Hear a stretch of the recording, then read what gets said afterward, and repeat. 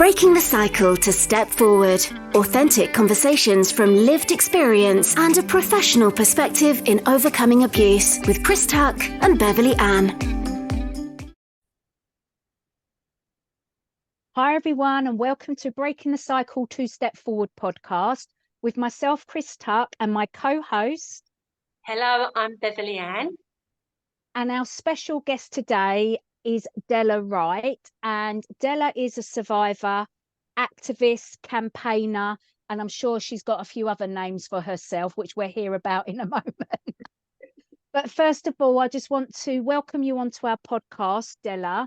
Me and you go back quite a few years now, and we've done quite a few lives around the topic that we're going to discuss today. But it's just an uphill struggle, an uphill battle, isn't it? Can you tell everybody a little bit about your background, your history, and where we are at the moment with what you're trying to do? God, that's a lot. Sorry, but over to you. No, that's fine. Thank you for having me again, Chris. I really appreciate all the support over the years, and it has been years. So a bit of background. So I was abused from the age of 6 by an already convicted sex offender. He was well known to social services. We were the probation office and everything, and still he was allowed to live in my house with a 6-year-old. So that's the bones of it, actually. That's what happened. But then, so fast forward to 2015, 3-4 decades on. So I went to the police because it was all in the media at that time, and I thought, actually, it was watching one of your videos. You did something with the police where you were showing how they'd changed and they were actually listening, and that actually gave me confidence, and I thought, you know what, I'm going to try again. So I have a huge thank you to you for that. Oh, wow. I didn't realise that. Yeah, that's what happened. I watched your video. So, so I went to the police in 2015. During that process, they said to me, well, we know who this person is. His name, I knew him as Terry Price. We know who he is, but that's not his name now. He's now called Robert McEwen. I didn't even think anything of it. I just brushed that over. You know, you've got so much going on, haven't you? And, yeah, you're reliving that trauma. So that didn't even concern me at the time. So it wasn't until January 2017 they actually charged him. And then we have to go through the court process. So you'll know, and probably a lot of your listeners will know, that you start off in the magistrates and it has to be escalated to the Crown Court. I didn't know any of that at the time. So it came to him putting his plea in, and I was, I couldn't sleep the night before, and I thought, this now determines whether I'm going to have to go through the court process if he pleads not guilty, or he'll plead guilty, and then I won't have to go to trial. Of course, he's not going to plead guilty, but so I waited up all night. I couldn't sleep. I was waiting for the phone call the next day. What's happened? And when that phone call eventually come through about 5:30 on the evening, they said, unfortunately, he's not been able to plead today because he's changed his name. And that was, I literally fell to the floor, crying like a baby, like screaming, like, what the actual hell is going on here? You know, why are you letting him do this? He's now taking control again. He's got you all running rings around, having to go back to the drawing board to change all the paperwork. That's the first time I really took it on board and thought, are they allowed to do this? Yeah, what on earth are even allowing that to happen? Why didn't they check the paperwork for legalities? Yeah. Can I just clarify, Della? When you say he changed his name again, was that a third time, or was that from the time that he changed it before? So I don't know exactly at that point, but I do know now that he's changed his name 5 times. Wow. Yeah, and each time, so over 5 decades, he's gone on to change his name 5 times to re-offend each time.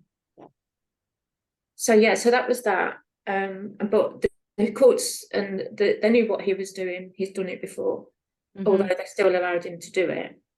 So we go to trial, and thankfully he was found guilty, and he was sentenced to 22 years plus 5 unlicensed. So, you know, that was a great result. And I thought, I expected, oh, I'm going to go through this court process. I'm going to feel like an absolute warrior. It's going to be amazing. Like, I'll get my life back. That didn't happen. You know, you think you're going to go through all that, but you're so worked up with the whole process of it, aren't you? And ingrained in that, it takes over your life. Yeah. And when it's finished, it's like, oh, right. It's like going through the storm, and then when the storm's passed, that's when it hits you, isn't it? Yeah. So knowing that he'd been able to do this, we've changed his name now. So we've gone through the trial in 2017, September. And then I was thinking, what is this about the name changes? And I started researching, finding out actually it's really common. I had a visit from the probation afterwards, like, you know, victim liaison. And they said, Della, it happens all the time. She says, we don't know who's who, unless someone like you, a victim, tells us, or, you know, unless the police want to share that information, we don't even know who we're dealing with. It's like, before you carry on, Della, it is up to, isn't it, legally, it's up to the sexual offender to tell the authorities that they've changed their name. That's where it sits at the moment, isn't it? Or where it did sit. Yeah. So we were like, how can that even be a thing when we know that if they're going to change the name, they're not going to tell anybody, are they? Why would they? No, exactly. And also, sorry, Della, and also when they've changed their name, is that right, that if they go for a DBS clearance, it comes up as nothing against their name? Yeah, which is just horrific, isn't it? Makes a mockery of the DBS system. Absolutely. So let's go back to you, Della. Sorry, we keep interrupting, but no, we're probably going to have lots of listeners going, what? What? Did we hear that right? Did we hear that right? Yeah, that's exactly my stance. You know, I couldn't believe this, but, you know, how on earth? And so when I started researching, of course, the Sower murders with Holly Wells and Jessica Chapman, that was one of the big ones that came up. And so that was going back to early 2000. And so the Bichard inquiry came as a result of that, I think 2003. And that found that the name change loophole was a serious issue. And one of the recommendations was to close that loophole. Yeah. So this was 2018. I'm thinking, they've known about this all that time and no one's done anything to change it. Yeah. You know, it's incredible. How did that impact you, Della, when you realised that was happening? Absolutely disgusted, because I've been let down by every single service going, social services, school, hospitals, doctors, everybody along the way. And I just thought, as a victim, you obviously, we know that you feel a lot of guilt yourself. And I just think, here's me carrying around all this guilt when these people in power know that this is going on and done absolutely nothing to change it. Yeah. So I found a radio show that the BBC did that was going back to 2010, I think it was. It was around the time that Sarah's Law was due to be implemented. Yeah. They knew that Sarah's Law was never going to work because of this loophole. So, you know, so when people go to ask for a name check, it's only as good as the name that they're given. Yeah. So Sarah's Law fails, Claire's Law fails. And, you know, these are the ground rock of safeguarding, or supposed to be. And they don't work. So I just think they were put in place to appease the public without anybody knowing that they knew they were never going to work. And the actual details, it's always the devil's in the detail, isn't it? It's just like people just think, oh, they've passed a law that's going to change the way that safeguarding happens and should be more effective, and it should close down any loophole that was present. But as you found out, they just didn't work. No. And that made me actually really angry, because I recently watched the thing about Maxine Carr on Netflix. They did a docuseries, and at the very end of that, they actually put it on the screen about the Bichard inquiry and the name change loophole, and that it's all been changed now, everything's perfectly fine. And I was like, if you've done the slightest bit of research for this program, you would know that that is not true, and that's so dangerous to put that out there that everything's fine now. Yeah. So how did all of this make you feel, Della, and what made you do the work that you are going to tell us about going forwards? So I just knew that I couldn't sleep at night knowing that this was still going on. I mean, it shouldn't be down to us as victim survivors to have to campaign, but if we don't, who will? You know, so that was it just felt like a huge weight, really, that I know about this. I'm not going to live with it. Something needs to change. So yeah, so I started, I think it was early 2018, I started a petition. And I thought, you know, wow, once the public know about this, there's going to be absolute uproar. The petition's going to go wild. I think there was one about, at the same time around that, for Boating at Boatface, that had millions of people voting on it, and thought, well, once they know about this safeguarding issue for our kids, it's going to be an easy one. No. It wasn't easy, was it, at all? We got 3,000 signatures, and that was such a hard slog. I just think, what is going on in people's minds? Like, we couldn't understand it, could we, Della? It was just like, we did Facebook Lives, didn't we? We did everything to try and push up the sign up to the petition. And if I get it correct, it's 100,000 signatures you need for a debate, isn't it, in Parliament? Absolutely. And you managed to get 3,000 at the time, and then we ran out of time, didn't we? Yeah. So while I was doing that petition, just randomly another one popped up on Facebook, and it was like pretty much exactly the same as what I was doing.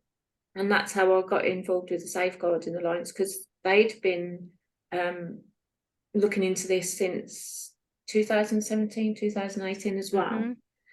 So I got in touch with Emily from the Safeguarding Alliance, and it was incredible that she'd actually started doing research as well with freedom of information, and she was getting shocking results. So we joined forces, and that's when the Sky News did their, it's called 900 Sex Offenders Missing, which is a clue in the title. So what Emily had found, out of 43 police forces, only 16 of them replied to the freedom of information. And from that 16, 900 sex offenders were currently missing. So if you multiplied that up to the 43 police forces, who knows what the figure is? Exactly. And this is where, you know, we know how shocking it is, and we're all involved in keeping up to date. So for anyone who's outside of the, you know, survivor circle, should we say, the everyday person that's not really aware of abuse, and that's great, but they're wanting to be aware and maybe, and not maybe, but protect their own children in schools, etc. This is where it really is shocking, because they trust in the system. Yeah, as we all do. Exactly, because we think that the system is there to protect. Yeah. And when you find out that they've known since early 2000s and have done nothing. And Della, as well, using your example, your lived experience, where he changed his name at least 5 times that you know of, and he went on to offend each and every time. Now, we can't extrapolate that and say that every offender who changes their name has gone on to offend, but there would be a majority that have, because that's why they do it. They change their name to go on to reoffend. So that is just, the word's not crazy. It's absurd. It's not acceptable. In what world that these professionals work and live in is this deemed acceptable? It's just absolutely shocking. Yeah. Please carry on. Wow. So we eventually did a second petition. That one, after the Sky interview, actually got a lot more traction. But still, it was a long, hard slog, and we only managed to get 37,500 signatures at the end. which was incredible, but as you say, not enough to get it debated in Parliament. So, you know, as much as we'd worked and we hoped that this would be, you know, get it in front of MPs, it didn't have that effect. So it was back to the drawing board, really. But thankfully, at that time, Sarah Champion come on board. I mean, she's been with us now for a good few years, shouting everywhere she can about this. And so thankfully, that then, so we got loads of media interest. We've done everything we could. And then I wrote the book as well, because I wanted to, like you say, Beverley, just a normal person on the street. I wanted them to know, actually, this is what's going on. I would love it to get in the hands of people that are training to be social workers, doctors, frontline workers, people that work with children in whatever capacity, but really just the everyday person. I want everybody to know this is the reality. Yeah. The only way we're going to raise awareness to enable proactive prevention of abuse for children, so they can grow up, and young people, in a safe environment. Because knowledge is power in that respect, from a positive point of view. So the book came out and we've got so much response from that. I went and did a talk in a university, and that was for people that were training to be social workers, training in the police, training to be teachers. And the reaction from them was absolutely fantastic. Like, when I went in there, I thought, oh, I don't know who's going to turn up. They had to bring extra chairs and everything in there. Yay. And it was so well received. It was incredible. So they've done an amazing job of getting it out to people. Before you carry on, Della, what's the book called? Trapped. Yeah. And it's available on Amazon, across all bookstores. Yeah. And we'll put a link in as well for anyone watching or listening. There'll be a link underneath, so that you'll be able to, whatever you're listening to this or watching this on, you'll be able to go direct and order it if you're looking to find out more information. That would be amazing. Thank you. And Della, what was the feedback that you got from the room when you told them what you've shared with us so far? What were the professionals or the trainee professionals saying to you? They couldn't believe it. Everybody, when you tell them, they're absolutely gobsmacked. They're like, this cannot be happening. This cannot be right. What about this? What about that? What about fingerprints? And you're like, well, the person has to be caught before they have their fingerprints taken. They can live a very long time and a free and easy life under their new alias before they get caught again. Yeah, 100%. Okay. And some people get really angry at me, actually, because they can't believe it. Yeah. Oh, right. Yeah. Yeah. Because they're just like, no, you're talking absolute rubbish. This can't be allowed. They think you're lying, don't they? They think you don't know what you're talking about, and you absolutely 100% do. Yeah. Yes. I wish that was the case, but no, it is that bad. It's that shocking. Because so when we got to the 37,500 on the petition, there is a thing where when you get to 10,000, the government will respond to it. And one of the responses that they always give, generic, copy and paste answer, is we have robust safeguarding in the UK. Robust safeguarding, no. I mean, we tick the box on that and then we move forward. And we move on. Nothing. And we know that's not the case. Absolutely. So we carrying on going forward. We had James English, who's got a huge following. He was very supportive. He had me on his podcast, so had a lot of support from there. The Staff's Packed Lunch has had us on twice now. I've seen you on there. You're brilliant. Well done, kids. Oh, thank you. This is like, the thing is, I'm a really private, shy person. Yeah. And so this is not for me being out there in the public eye, but I don't do it for me. I'll do it for little Della and for all the children out there that I know are suffering right now. So, maybe once all this is done, I can go back and hide or just get a camper van and travel the world or something. But I've had to come out of my comfort zone, because this is not for me, really. But, you have to do what you've got to do. And this is something that Chris and I speak about quite a bit. You know, that takes a lot of self-care as well, in beforehand and after, doesn't it, Della? Yeah, absolutely.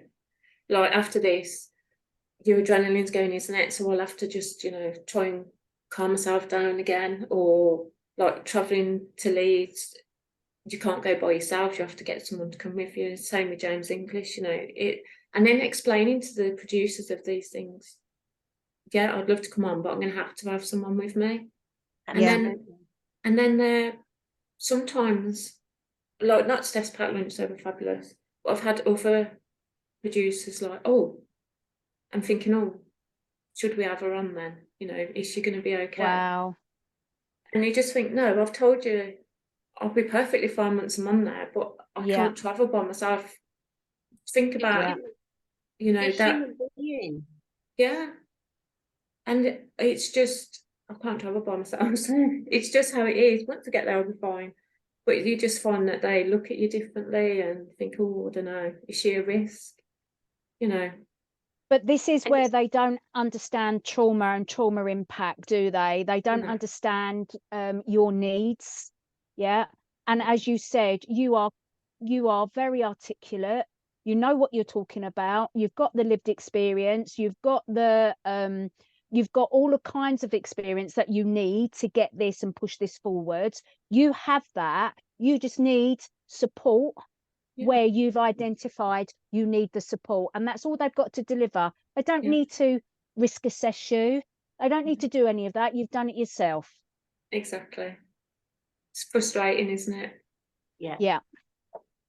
So so we've had all of that this year, and then actually it's been a crazy year. I just had a quick jot down of what we've been doing over the last year, and it's like, wow, it has been crazy. It's a lot. It's been a lot.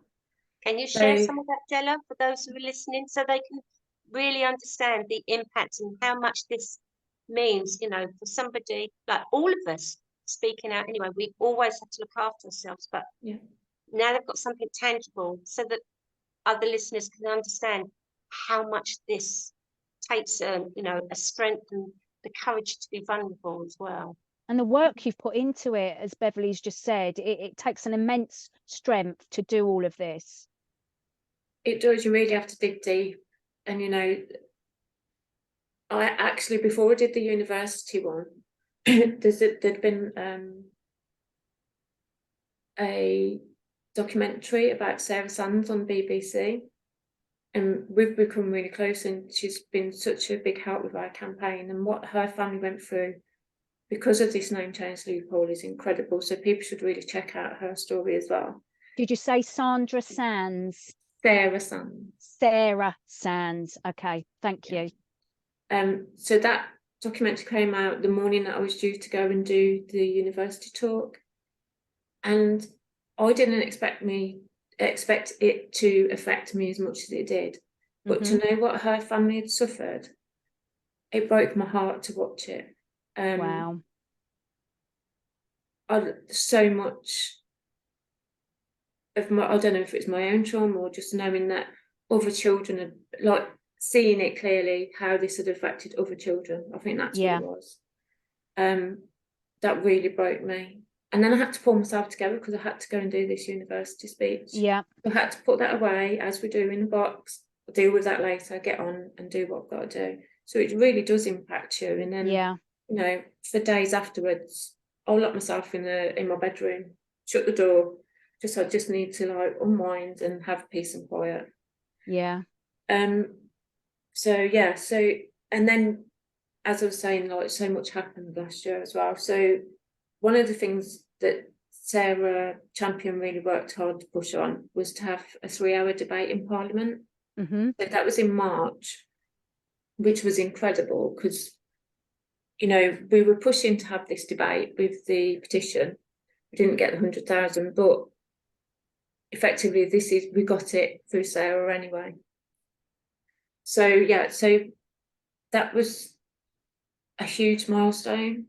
And we have a working group of survivors that are affected by this name change loophole also. So it's good to actually work with them as well and know how it's affected their families and and how important this change is. Yeah. So we all travelled together, actually. We went to watch the debate live, which was incredible, to actually be there in Parliament and see this being debated. And obviously there was no one there that was debating against it. There was people there that had reports from their own constituents. They were there to say this is not good enough. Yeah. And I think Mark Fletcher really got me, actually, because he'd read my book as well, which is massive. He'd actually bought it, and he said he'd bought it for so many other people as well. Brilliant. So his support has been immense. So that was incredible. And that, my head was all over the place that day, because Jeremy Vine wanted to speak to us during the break, and you just hear there and everywhere. Yeah. And the support from that was fantastic, not only from MPs but from the public and the media. But still, that was just a debate. It was just the start, really. Yeah. And then Mark Fletcher did a 10-minute rule bill on the sex offender name change, saying that he wants it completely outlawed. He says if we can stop people that are in prison from voting, then surely we can stop people in prison, which is where a lot of them are doing it, from changing their name. They're in prison for sexual offences. How dare they? And they learn off each other, don't they? It only Exactly. takes one person to go, oh, do you know what? I did this, and they just all do it. It's just like, why wouldn't they? Yeah. Do you know, I've heard of people that some social workers, some probation officers actually tell people that they can do it. Now, really? Yeah. That's shocking. Absolutely. On the other side of this, Della, so just hold where you are at the moment in your timeline. We get people, don't we, that say, they commit a crime, then they do their time, and then they deserve to be able to get on with their lives. Yeah. And 100% they do deserve to get on with their lives, but they don't deserve to go on and reoffend. And that is what they're doing by changing their name. If they just wanted to, not reoffend and get on with their lives, then I ain't got any qualms with that. And I'm sure everybody else hasn't. But we know they're not doing this change of name to just get on with their lives. They're doing it to reoffend. Most of them are. So, the line, I see it the other way. I don't think they should be allowed to change their name, even if they've served their time, because as victim survivors, it is a life sentence and we have to work with it. It never goes away. It's not like they've stolen something and it can be replaced. They've taken away a lot, and actually, full stop, not be allowed to change the name. End of. The thing is, even if they are allowed to change their name, Bev, their convictions should go on their new name. It's simple as that. They shouldn't be allowed to leave everything behind to go on and reoffend, because we know that just does not happen. Yeah. Breathe. Della, back to you. Yeah, it's a lot, isn't it? It really is. Yeah. It really is a lot. So then after Mark Fletcher's 10-minute rule bill, then we had another meeting with Mark, more meetings with Sarah. Then what they were saying was that the victims and prisoners bill, why it's a victim and prisoners bill, makes no absolute sense putting them together. But because they didn't just want it to be a victims bill, they wanted to be all inclusive, all encompassing, and then that's where it loses why we needed it in the first place. Exactly. So it was going to be going through as an amendment to the victims bill. That's where we were middle of last year. Yeah. And then so there was debates about that as well. And then we had a meeting with Ed Agar, I think he was the Justice Minister, and also Sarah Dines, wasn't it? Sarah Dines, the Safeguarding Minister. Yeah. So that was in about, I think it was end of September last year. That meeting was very, very good. And we felt encouraged. We felt like they were listening. They wanted to do something. And just before that meeting, so before we went in, I thought we were going into a meeting, they were going to talk about where they were, what the plans were. Just before we went in, I was told, right, you're going to go first, you're going to speak first, and I hadn't prepared anything, and I was like, oh my God, like little old me has got to go and sit in front of, do you know how it is, like when you've got like the round tables and everyone's looking at you, and I was like, me first, oh my goodness. I was like, you just have to dig deep, Della. Like you say, you know what you're talking about. You do. You've lived it.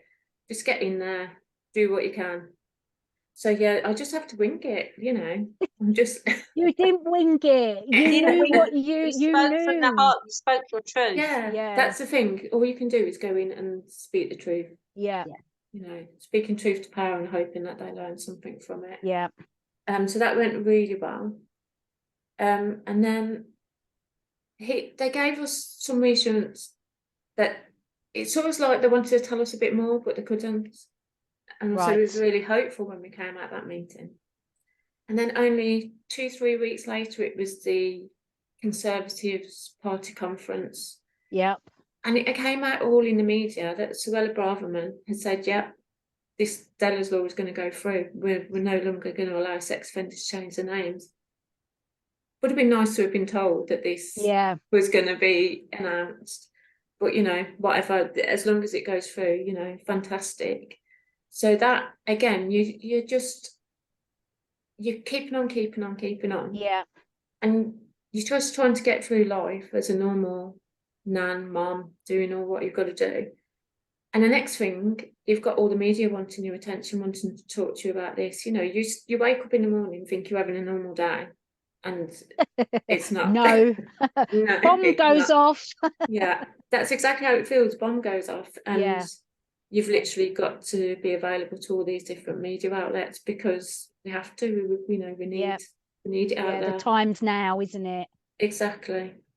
All of that time, Della, you spent trying to get the media or the spotlight on your issue, and you couldn't.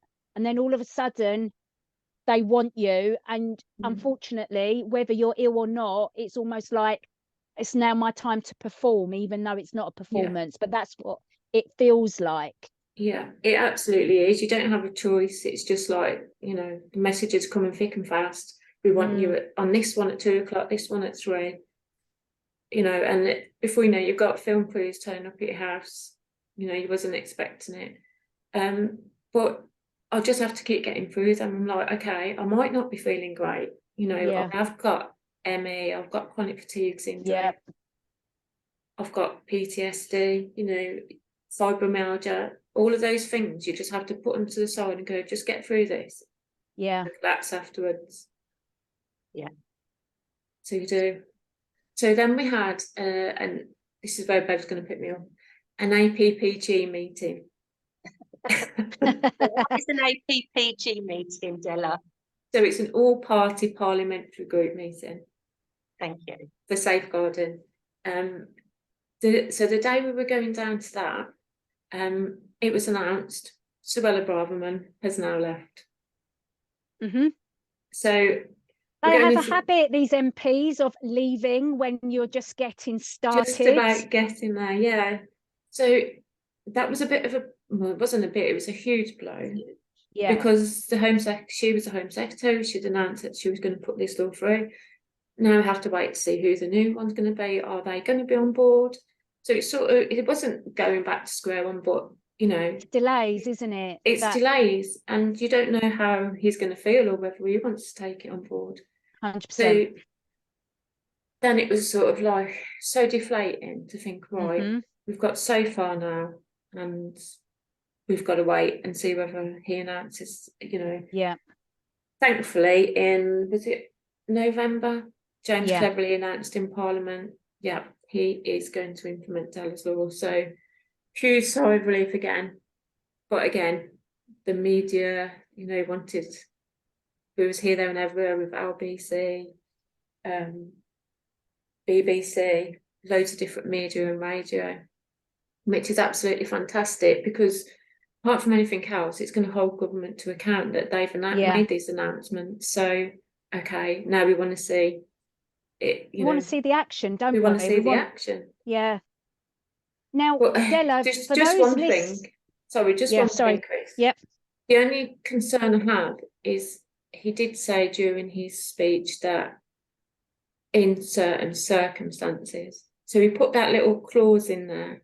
So we don't know yet what in certain circumstances mean. So yeah, so it's going to be coming through on the criminal justice bill now as an amendment. So we're just waiting to see what does that look like. How is it going to be in practice?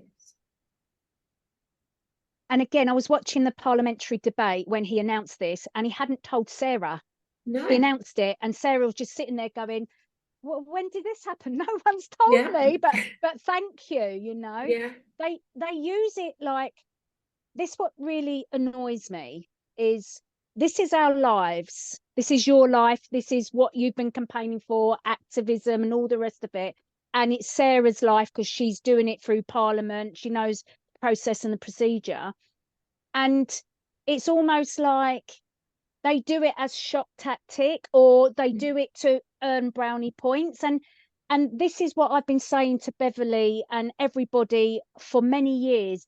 Child sexual abuse, the response to it should not be shock tactics or should not be earning brownie points. It needs this cross-party commitment to actually put in place what needs to be put in place. And if they can't do it with Dellas Law, which is very specific, very easy to see, very easy to implement and change, if they're not willing to do it with that, we've heard and seen it with the ICSA recommendations as well, which is different. I understand that, but it's all to do with child sexual abuse and processes and procedures and laws that all need changing. If they're not going to do it with Dellas Law, if they're going to play around with Dellas Law and not do that, just by him saying in certain circumstances, it winds me up. Yeah. And it makes me think they're not taking this seriously. And again, I'm not to diss Cleverly because I don't know him and I don't know what he stands for. And I want to believe that he's going to implement Dellas Law. And we are meant to be meeting with him sometime this year about the ICSA recommendations. But when you hear reports about him attending certain meetings and then he makes comments that has everyone in the sector in uproar, and I'm not going to mention it because I don't want to burn my own boat, so to speak, but we all know what I'm going on about. We need these ministers to be real upstanders. We need them to be really like for the cause and not just part of their promotion, part of their this is what I'm doing at the moment. We need people like Sarah Champion that truly get it, that are truly on our side and are truly pushing it forwards. Jess Phillips is another one. You know, Theresa May, for all of her, some people don't like her. She got the inquiry up and running in the first place. We need people that are genuinely interested and invested. I'm going to get off my soapbox because Beverley wants to speak. Can I come in because I'm desperate to say something? Yeah. The way I want to say is we want action takers, not showboaters. Yeah, 100%. Yes. And I can say that Mark Fletcher is 100%, you know, action as well. So between him and Sarah, they've done so much over this last year, especially to get this where it is today. But it just aggravates the life out of me that, you know, child sexual abuse just slides down the agenda time and time again, just because the ministers that are in place that are in charge of it, they either leave or they've done something wrong that gets them kicked out of their post, and our efforts just get pushed down and down and down instead of it's just there and they pick it up and they go with it. You know what I'm saying? And can we take this moment also, because I remember, Della, obviously, you know, there were lots of things coming out. One of the actions that were taken, like, well, I remember last March, it was contact your MP and get your MP to be part of this debate. And once we have something like that, it's what's lovely is some people actually do it. And obviously, I was one of those people that did that. And I relocated to a different area. So I wasn't quite sure what was going to happen. And I remember actually emailing and walking around and posting a handwritten letter through his door. I thought, there's no way he's not going to take part in this. And actually, I got a letter back. So for all those people that did, it may seem a very small step, but it means such a difference, doesn't it? Absolutely, yeah. I mean, I had so many people sending me the letters that their MPs had responded. And the biggest change from that letter, from the original letters that were going out saying we have robust safeguarding, they took that out of the letter because I know they can't say that anymore. So it made a huge change. Yeah. That, you know, people contacting their MPs. It wasn't copy and paste anymore. But what Bev's just highlighted and what you've highlighted throughout all of this, Della, is that people power is important, isn't it? It's like add your voice to what is already happening, and also for us to highlight where the failures are, or where the stuck points are, or where is it that is stopping it moving forward. So it's like the ministers changing, it's like them losing their positions because of maybe their own behavior in post. And it shouldn't be about that. It should just be about whoever is behind the ministers. So it's about the civil servants as well, working with the ministers and going, you know what, we've got it to this point, now we just need to bring you up to speed and we need you to push this on. We don't want you to change anything. We got the commitment from the previous post holder. You as the new post holder need to push it forward and get it over the finish line. That's what we need to hear and what we need to see. Absolutely. And Della, I just want to say as well, because when I spoke about all the people that have done those small steps, that what you've put into, and you've collaborated and made that happen and go through, is no small feat at all. That is huge. And I just want to ask you, for people listening, what political experience or legal experience did you have before that, outside of, you know, in your professional life? Absolutely not. Yeah. Absolutely not. And I think I say this a lot, and I've put it in the book as well, is that something that sticks with me is people say, oh, someone should do something about that. But we are someone, you know, and people might look at you and think, oh, how have you managed to do that? Or just taking one step in front of the other. Yeah, and absolutely. Just doing what you can, knocking on all those doors, talking to the media. Thankfully, we've got the Safeguarding Alliance on board. You know, we wouldn't we wouldn't be where we are now without them. But it is.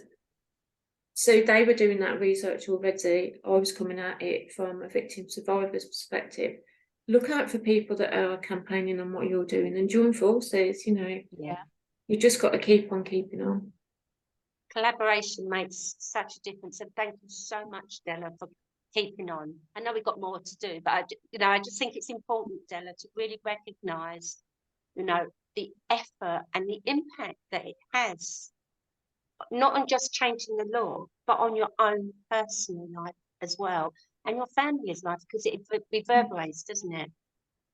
100% it does, yeah. I mean, after going through the trial, that was bad enough, and then to jump straight onto this, I don't think I've managed yet to process everything, because I've gone from one thing straight to another, and probably once all this is done, I don't think, people say, you know, you should be proud and everything. I don't think it's really the full impact of it has hit me yet, and it probably won't until the actual law is changed. But yeah, it has affected, it's taken over my life. This is my life. This is what I do. Yeah. Della, what else now needs to be done? What else can we help you with, if anything? So what we know now is that it's going to go through as an amendment on the criminal justice bill. So we're waiting for that to come back. And obviously we need to know what James Cleverly means by in certain circumstances, because we're not just going to come this far and then let him get away with that. It's not just going to go through and be ineffective. Watered down. Yeah. No. So what is Dellas Law? Can you recite that for people so they know exactly what it is you're trying to achieve? So Dellas Law is, we would like sex offenders not to be able to change their name. There's two strands at the moment. One that Sarah Champion is fighting for is that they have markers put on their driving licence, passports, so that it will flag up that they are a convicted sex offender, so that if they do try and change their name, they will link those names and know that who they are. What Mark Fletcher is asking for is so in that instance, they would be able to change the name, but it will be linked up. But the markers will be linked. Markers will be linked. Whereas Mark Fletcher wants to say, once you are a convicted sex offender, you are no longer allowed to change your name. Wow. Yeah. That would be most effective, but then you're getting people going, oh, it's against their human rights. Yeah. Well, can I go back a step there and just ask, because we're talking about convicted sex offenders. What about people that are arrested or, interviewed about potential crimes? Because can they still change their names? I don't think in that instance. No, I mean, it hold up, Bev. It wouldn't hold up. No, and I understand that, but just to let people be aware that, because everybody thinks, oh, once they're convicted, yes, we know, but we all know how many cases don't necessarily go to court. That doesn't mean to say it hasn't happened. No. And I just want to highlight that so people don't think that things are infallible, because, No. Sadly, absolutely, when it comes to sexual abuse, particularly when it's in childhood, the rate of conviction is the lowest. Yeah. It's poor. It's disgusting. It is, quite frankly. Exactly, and I think currently we have 65,000 convicted sex offenders in the UK. So at least we want to know who they are and where they are for the, Yeah, where are they? Yeah, yes. Because the probation services, they don't know half the time, do they, where these convicted sexual offenders are? No. And this is where, my dad's dead now, but when I go, then the reason why I'm asking is when I was interviewed, like 30 odd years, about 30 years ago, by the NSPCC and the police, because of something that's come out, because another sibling had also confirmed, although it wasn't going through to court case, they actually reassured us and said, your dad's name will go on a sex offenders list. But he wasn't actually convicted, so it would flag up. That would mean he could actually change his name, and he did actually change his name to other people. Did he?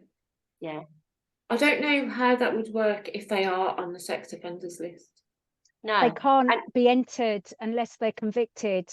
I know that now, but at the time, that was sort of my appeasement. Does that make sense? Yeah, because you were told that, 100%. Yeah, and I believed it. My dad, Beverley, was convicted before the sexual offenders register came into play. So they didn't do it retrospectively. So anybody that were convicted before the offenders register came into play, they're not on there anyway. And I also have heard that sexual offenders, they drop off the register after a time. So they're on it for 5 years, 10 years, whatever it is, and then they drop off of it anyway.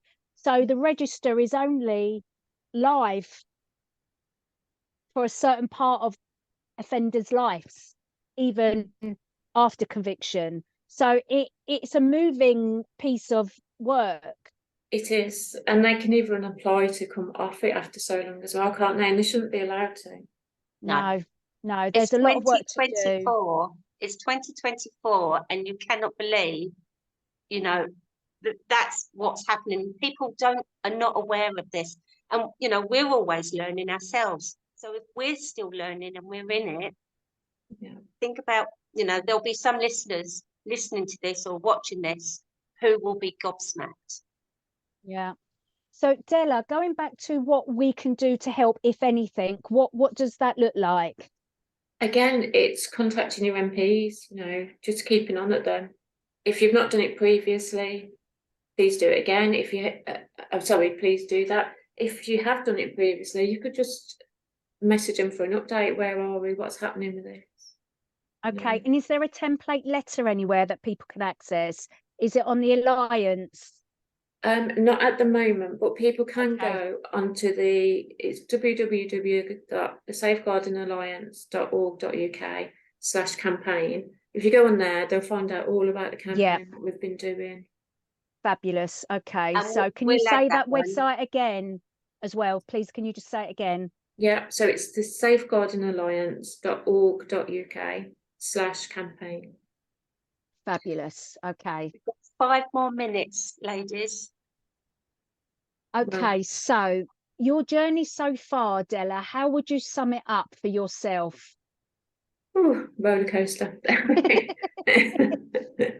Yeah, it's a roller coaster. You know, there's been lots of downs, but now we're getting much more up. So, you know, to start with, I felt like a little fish in a big pond.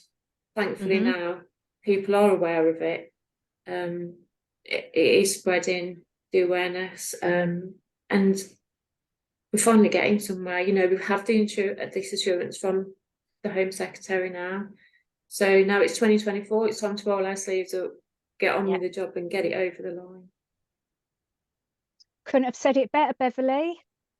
Absolutely. Della, you know, I'm sitting here listening, and it's like anything when we have a chat before, we know what's going on, but it's only when we're in this, talking together, having this conversation. And I don't know about you, Chris, but my emotions have gone up and down. Like there's anger, there's frustration. And Della, that's just us listening. You know, I can only start to begin to imagine, you know, the tip of the iceberg, what it's been like for you. Because I know, you know, how it just frustrates, angers, pushes you. I can't say thank you enough, and thank you doesn't sound enough, does it, Chris? No, this little girl, this woman I've shared a room with, we've been on courses together, and I have just literally seen her grow and flourish before my eyes. I'm extremely proud of you. I think you're bloody wonderful, and I think you need to be proud of yourself and recognise what it is you've actually done. Oh, thank you. Absolutely. I just think of all the people that contact me and, you know, what they've been through. I've had contact from families, 2 in particular, where the children have been murdered by these people and they have to live with that. Yeah. I've been contacted by so many people that have horrific stories, you know, and if I can just be a voice for them and just know that we are doing everything we can to get this changed, and not just change it, but also, you know, you say retrospectively, what about the ones that have already changed their life? Yeah. Don't think that we're just looking forward and saying, let's get this law changed. No, we want the government to commit to looking backwards. And if there's 65,000 convicted sex offenders, that's not a lot of people. Pay me, I will do it. If that's what I need to do for the next few years, I will look back and find every 65,000 and make sure that they are who they say they are. Yeah. And Della, I speak for me, I can't speak for Chris. If they're going to pay, I'll help you too as well. Yes. Because it needs to be funded, let's be honest. You know, we can't keep doing everything for free. It needs, you know, bills have to be paid, have to, you know, keep living ourselves and looking after ourselves. That's important. And that's one of the things, you know, I'm always talking about self-care. So Della, you have been amazing, sharing the detail that you have today, and truly appreciate that from the bottom of our hearts, but also thinking about your self-care, because that is so important. Thank you, Bev. It's just been a pleasure. It always is. Always a pleasure to come and talk to Chris. I just want to hear by the end of 24, Della, that you're back on our podcast saying, I did it, we did it, yes. We did it. That's what we want. It's collective. Nobody can change laws single-handedly. It's a collective effort. Yeah. Well, you and everybody that's involved with you have done a marvellous job. We will always support, we will always share, and we will always help you any way we can. So thank you very much. Is there any last thing you want to say? Your word is the last word. Just thank you. Thank you to everybody that's on board. And come with us, keep pushing, because we can do it and we will do it. We will. And anyone wanting to ask any questions, you can always email breakingthecycle2stepforward@gmail.com. And if you go back into some of the episodes, you'll actually be able to listen to the episode that we've been speaking about with Sarah Wakeman MP, and listen to that one as well. So that'll give you more background with the links that Della's spoken about her book, about the Survivors Trust campaign. We will add those links as well afterwards. So thank you Survivors so much. Alliance. Survivors Alliance, even. Or have I got that wrong? It's Safeguarding Alliance. The Safeguarding Alliance. Safeguarding. Well, at least everybody knows this is uncut, authentic. It's from the heart. And, from the heart, thank you so much, Della. Thank you. And if anybody wants to contact me, it's Dellas Law on all social media. Thank you. You can't miss her. She's everywhere, folks. All right. Thank you for joining us today, everyone. And we'll see you in another podcast very soon. Goodbye for now, everyone. Bye.